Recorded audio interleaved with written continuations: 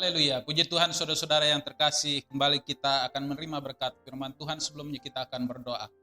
Bapa kami yang ada di dalam sorga, kami mengucap syukur pada kesempatan kali ini. Kau yang memberikan kami waktu, Kau yang memberikan kami tempat dan kesempatan untuk menerima kebenaran firman-Mu kembali. Dan kami tahu Tuhan Yesus bahwa firman-Mu ini yang menjadi penuntun dan pelindung bagi kami untuk melakukan kegiatan kami sehari-hari, untuk bagaimana kami hidup sesuai dengan kehendak-Mu. Biarlah kiranya firman-Mu ini boleh menjadi penuntun bagi kami. Dan kami mau menyiapkan hati kami, membuka hati kami untuk kebenaran firman-Mu. Hanya di dalam nama-Mu Tuhan Yesus Kristus kami berdoa. Haleluya. Amin. Saudara-saudara yang terkasih, pada kesempatan kali ini saya akan mengajak kita semua untuk membaca satu kisah Musa dengan bangsa Israel, bagaimana hubungan mereka dengan Tuhan dan bagaimana ada penyertaan Tuhan dalam kehidupan mereka. Sebagaimana kita ketahui bahwa Israel adalah gambaran daripada orang-orang atau jemaat atau orang-orang percaya pada zaman ini. Kita semua secara rohani, kita adalah orang-orang Israel secara rohani. Kita akan membuka di dalam Keluaran pasal yang ke-33, Keluaran 33 ayat yang 1-4, lalu ayat 11-17. Keluaran 33 ayat 1-4, demikian firman Tuhan. Berfirmanlah Tuhan kepada Musa, pergilah dan berjalan dari sini, engkau dan bangsa itu yang telah kau pimpin keluar dari tanah Mesir ke negeri yang telah kujanjikan dengan sumpah kepada Abraham, Ishak dan Yakub. Demikian kepada keturunanmu lah akan kuberikan negeri itu. Aku akan mengutus seorang malaikat berjalan di depanmu dan akan menghalau orang Kanaan, orang Amori, orang Het, orang Feris, orang Hewi dan orang Yebus, yakni ke suatu negeri yang berlimpah-limpah susu dan madu. Sebab aku tidak akan berjalan di tengah-tengahmu, karena engkau ini bangsa yang tegar tengkuk, supaya aku jangan membinasakan engkau di jalan. Ketika bangsa itu mendengar ancaman yang mengerikan ini, berkabunglah mereka, dan seorang pun tidak ada yang memakai perhiasannya. Kita melanjutkan dalam ayat yang ke-11 sampai 17. Demikian firman Tuhan. Dan Tuhan berbicara kepada Musa dengan berhadapan muka seperti seorang berbicara kepada temannya. Kemudian kembalilah ia ke perkemahan. Tetapi abdinya Yosua bin Nun, seorang yang masih muda, tidaklah meninggalkan kemah itu. Lalu berkatalah Musa kepada Tuhan, memang engkau berfirman kepadaku, suruhlah bangsa ini berangkat, tetapi engkau tidak memberitahukan kepadaku siapa yang akan engkau utus bersama-sama dengan aku. Namun demikian, engkau berfirman, aku mengenal namamu, dan juga engkau mendapat kasih karunia di hadapanku. Maka sekarang jika aku kiranya mendapat kasih karunia di hadapanmu, beritahukanlah kiranya jalanmu kepadaku, sehingga aku mengenal engkau, supaya aku tetap mendapat kasih karunia di hadapanmu. Ingatlah bahwa bangsa ini umatmu. Lalu ia berfirman, aku sendiri hendak membimbing engkau dan memberikan ketentraman kepadamu. Berkatalah Musa kepadanya, jika engkau sendiri tidak membimbing kami, janganlah suruh kami berangkat dari sini. Dari manakah gerangan akan diketahui bahwa aku telah mendapat kasih karunia di hadapanmu, yakni aku dengan umatmu ini? Bukankah karena engkau berjalan bersama-sama dengan kami, sehingga kami, aku dan umatmu ini, dibedakan dari segala suku bangsa yang ada di muka bumi ini? Berfirmanlah Tuhan kepada Musa, juga hal yang telah kukatakan ini akan kulakukan, karena engkau telah mendapat kasih karunia di hadapanku dan aku mengenal engkau. Saudara-saudara, ini adalah kisah masa-masa di mana orang Israel, bangsa Israel dengan pimpinan atau di bawah pimpinan Musa keluar dari tanah Mesir. Sebagaimana kita ketahui, bangsa Israel keluar dari tanah Mesir dengan penuh cerita yang heroik dan keseluruhan cerita di mana terjadi mujizat, terjadi kisah-kisah keadaan-keadaan yang di luar logika manusia. adalah perbuatan tangan Tuhan untuk membantu bangsa Israel. Salah satunya yang paling terkenal sampai detik ini, bahkan di kalangan orang Yahudi yang masih hidup sampai sekarang ini, mereka begitu mengagungkan karya Tuhan terhadap nenek moyang mereka adalah bagaimana Tuhan membantu orang Israel berjalan melewati laut, di tengah laut. Nah, saudara-saudara, kita melihat, tetapi pada satu kali, kalau kita membaca tadi dari kisah yang sudah kita baca melalui firman Tuhan ini, dikatakan bahwa ada kalanya atau dikisahkan tadi, Tuhan berkata kepada Musa, pergilah. Artinya meneruskan perjalanan ke tanah perjanjian di mana yang menjadi tujuan mereka sejak awal. Tetapi saudara-saudara, kita dapat melihat bahwa di ayat-ayat yang pertama dalam ayat yang 1 sampai ke 4 tadi, bahwa Tuhan mengatakan kepada Musa bahwa dia tidak akan berjalan di tengah-tengah orang Israel. Sekalipun dia mengizinkan, sekalipun tadi dikatakan akan ada malaikat, Tuhan mengirim malaikat untuk berjalan mengiringi mereka. Mengapa saudara-saudara Tuhan tidak berkenan berada di tengah-tengah perjalanan bangsa Israel? Kita dapat melihat kalau kita mundur, saudara-saudara, tentunya kita tidak membaca seluruhnya. Di dalam pasal yang sebelumnya, pasal yang ke-32, umat atau orang Israel berbuat suatu dosa yang besar, saudara-saudara. Perlu kita ketahui bahwa pada masa ini, pada saat ayat atau Keluaran 33 tadi kita baca, bangsa Israel dia sudah mendapatkan 10 daripada perintah Tuhan tersebut yang ditulis di loh batu. Nah, saudara-saudara, dengan jelas bahwa Tuhan tidak menghendaki orang Israel memiliki atau menyembah Allah lain, Tuhan lain selain daripada Tuhan yang hidup ini. Sementara di dalam pasal yang ke-32, saudara-saudara, dikisahkan bagaimana orang Israel membuat patung lembu emas dari emas dan mereka menyembah, artinya menjadikan patung lembu emas ini dijadikan oleh orang Israel sebagai berhala dan menyembah mereka. Saudara-saudara, tentu saja ini membuat Tuhan murka, dan dosa yang dilakukan oleh bangsa Israel ini sebelumnya itu menggagalkan atau membuat orang Israel tidak layak lagi untuk disertai Tuhan. Mengapa saudara-saudara? Kita dapat melihat di dalam Roma pasal yang ke-8, ayat yang ke-8, kita akan membaca Roma 8 ayat yang ke-8, dikatakan firman Tuhan, mereka yang hidup dalam daging tidak mungkin berkenan kepada Allah.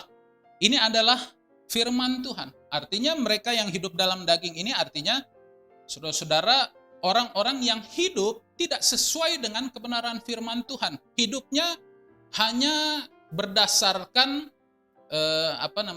pemikiran apa yang benar menurut pandangan mereka sendiri, bukan apa yang benar menurut pandangan firman Tuhan. Artinya mereka secara langsung begitu ya, saudara-saudara, orang-orang yang hidup di dalam daging adalah orang-orang yang hidup di luar daripada kebenaran firman Tuhan. Menjalankan kehidupannya tidak dengan atau tidak sesuai dengan kehendak Tuhan melalui firman Tuhan. Dikatakan tidak mungkin berkenan kepada Allah. Dan kita sama-sama tahu saudara-saudara bahwa Tuhan sendiri adalah kudus.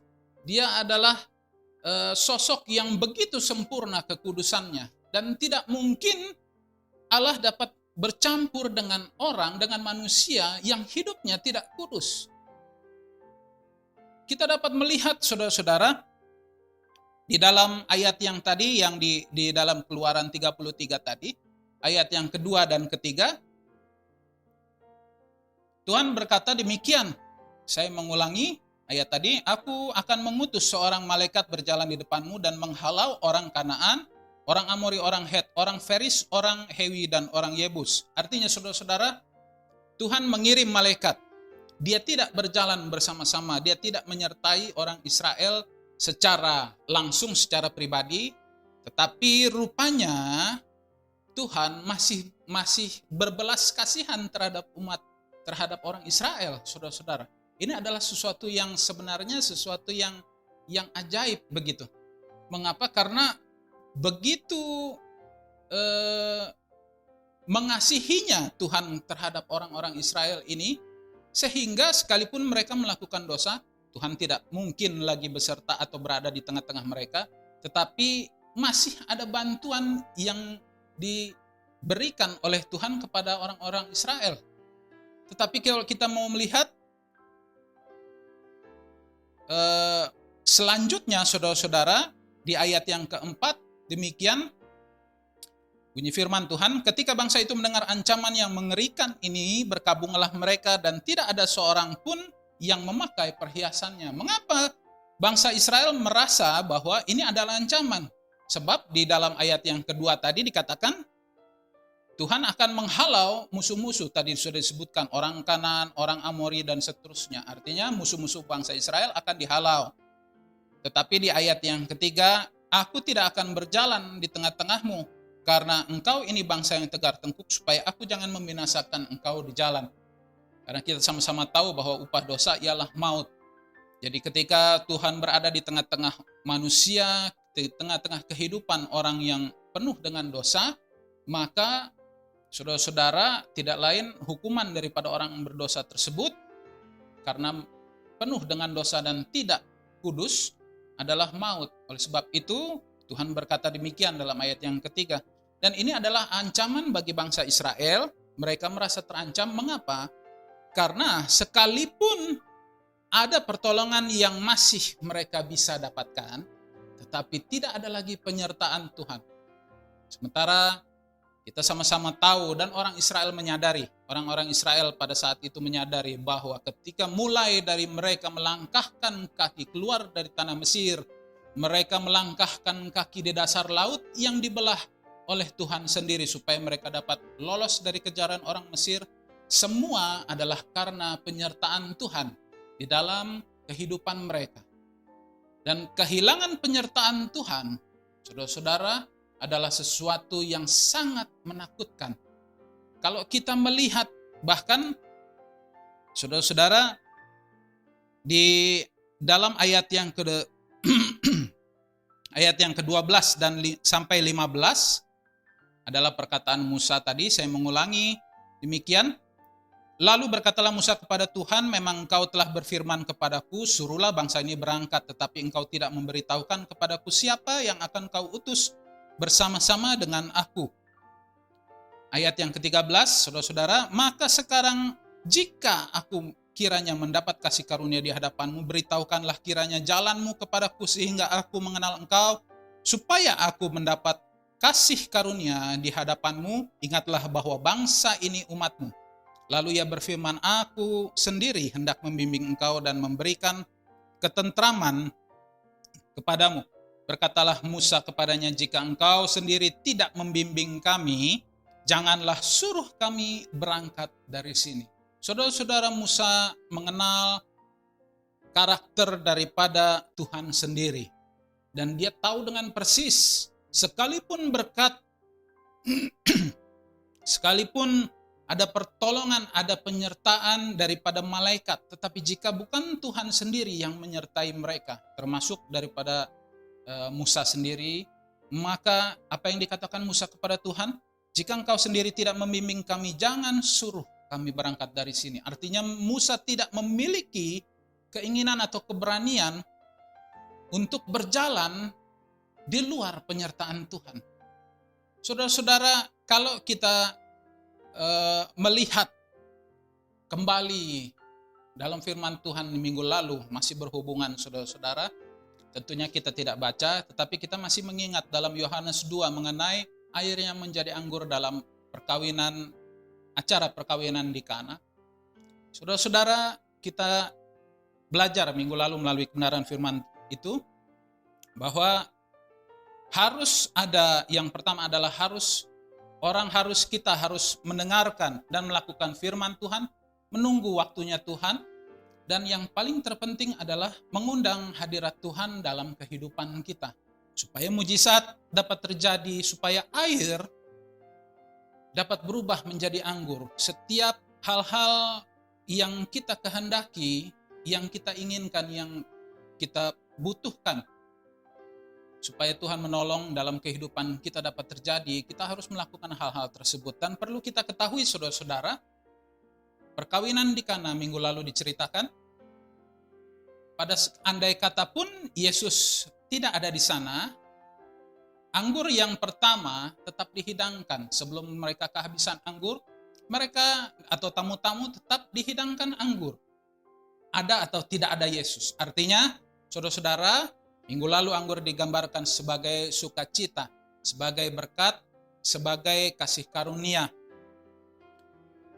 Artinya saudara-saudara, jikapun Yesus tidak diundang ke pesta perkawinan di Kana tersebut, orang-orang dapat memiliki anggur. Tetapi ada saatnya anggur itu habis. Hanya karena ada Yesus diundang ke perkawinan di Kana, maka terjadilah mujizat. Anggur yang habis ada kembali. Ada mujizat yang dilakukan oleh Yesus. Saudara-saudara, kita dapat melihat hubungan daripada cerita mengenai bangsa Israel dan Musa pada saat ini. Mungkin ada di dalam kehidupan kita, saudara-saudara, kita merasakan, saya tidak beribadah, saya tidak bersekutu dengan Tuhan pun, saya tetap diberkati. Saya melamar pekerjaan ketika orang-orang di PHK, saya mendapatkan pekerjaan yang baru.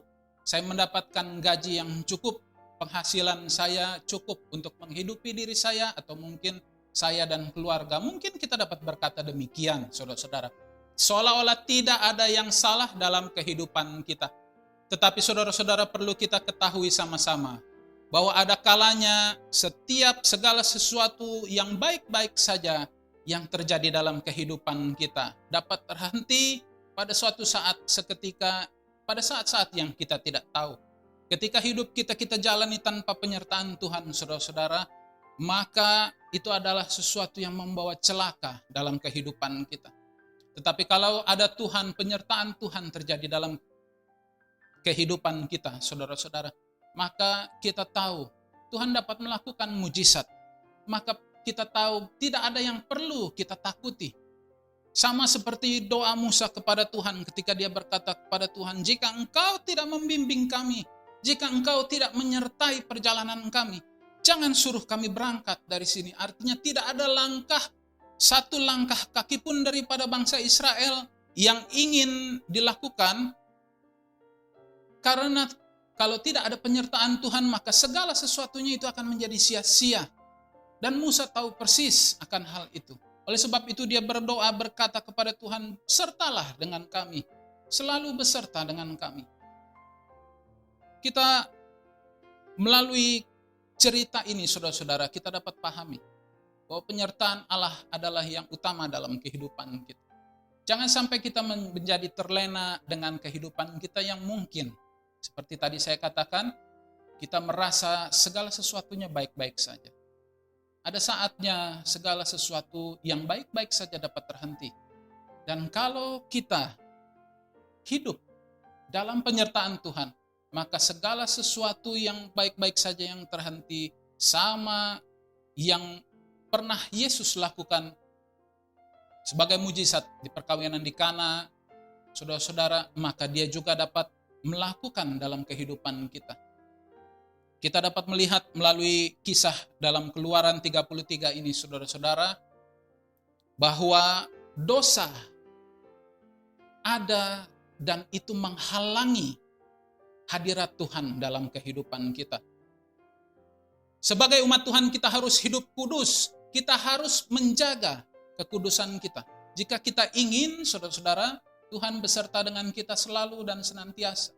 Mungkin kita dapat berkata kepada Tuhan, mungkin kita dapat berkata kepada diri sendiri atau orang lain, tidak ada berhala yang saya sembah, tidak ada patung, bukan hanya patung emas, patung dalam bentuk apapun tidak ada di dalam kehidupan saya, dan saya tidak menyembah Allah lain. Tetapi saudara-saudara, ada berhala-berhala lain yang mungkin tidak kita sadari. Karena berhala berbicara mengenai prioritas kita. Jika kita menempatkan prioritas pribadi kita, sesuatu yang bukan berhubungan dengan Tuhan. Di atas Tuhan, saudara-saudara, maka kita telah memiliki berhala di dalam kehidupan kita. Kita mendahulukan hal lain, kita mendahulukan kepentingan-kepentingan pribadi kita di atas Tuhan, di atas ibadah kita kepada Tuhan. Kalau saudara-saudara firman Tuhan datang pada saat ini bagi kita, biarlah kiranya ini menjadi peringatan. Biarlah kiranya kita boleh hidup berkenan selalu di hadapan Tuhan. Jangan kita memiliki berhala-berhala, artinya prioritas-prioritas lain kepentingan diri kita apapun itu di atas kepentingan hubungan kita, persekutuan kita dengan Tuhan, peribadahan kita ataupun jam-jam doa kita.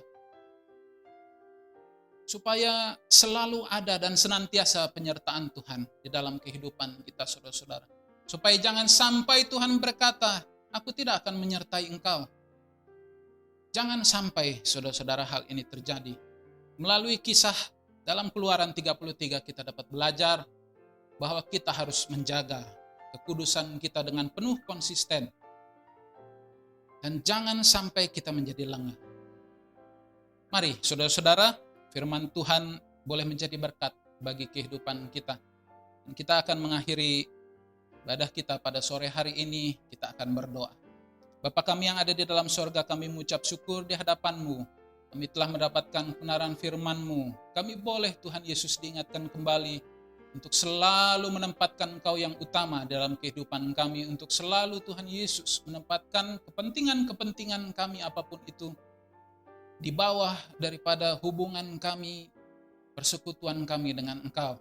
Dan biarlah kiranya Engkau yang selalu menjadi utama dalam kehidupan kami, supaya selalu Tuhan Yesus penyertaan-Mu boleh ada dalam kehidupan kami, supaya kami tidak jauh daripada berkat yang Engkau janjikan, tidak jauh daripada penyertaan dan perlindungan yang akan Engkau berikan dalam kehidupan kami. Hanya di dalam nama-Mu Tuhan Yesus Kristus kami berdoa dan mengucap syukur. Haleluya. Amin.